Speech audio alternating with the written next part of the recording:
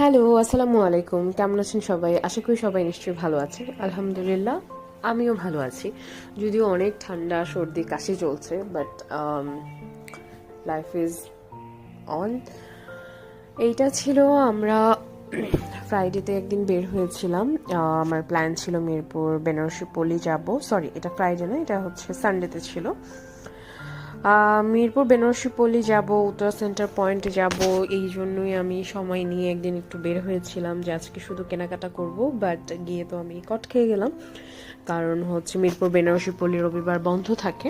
আমার সেটা একদমই জানা ছিল না, ইভেন আমি চেকও করিনি। সো এই তো সেইখানে গিয়ে সব দোকানপাট বন্ধ। তারপর এখান থেকে সরাসরি চলে গেলাম উত্তরা সেন্টার পয়েন্টে।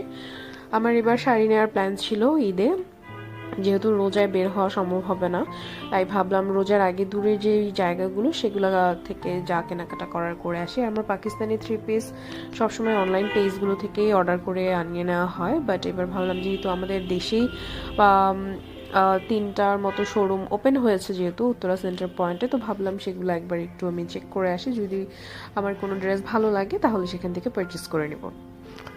তো একদিক দিয়ে ভালোই হলো, যেহেতু রাস্তায় একদমই জ্যাম ছিল না, যেহেতু ইলেকশনের পরে সবারই জানা আছে যে ঢাকার রাস্তাঘাট মোটামুটি বেশ ফাঁকা ছিল। তো আমরা খুব অল্প সময়ে পৌঁছে যাই মিরপুর থেকে।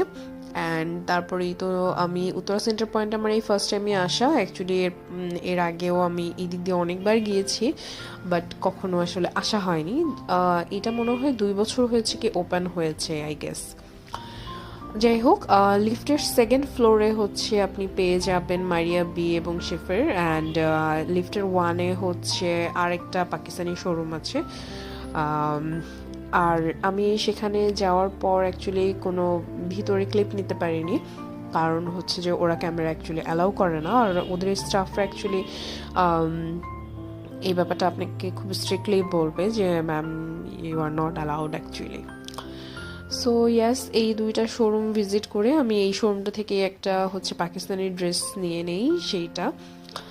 আর এছাড়া হচ্ছে আপনার মারিয়া বিতে আমার কাছে খুব এক্সপেন্সিভ মনে হয়েছে। এমন না যে পাকিস্তান থেকে ড্রেস আনালে সেগুলো আমাদের খুব কমে পড়ে, বাট আমি পাকিস্তান থেকে যে ড্রেসগুলো আনিয়েছি সেগুলা যেমন ছবিতেও সুন্দর, সামনাসামনি আমার কাছে অনেক ভালো লেগেছে।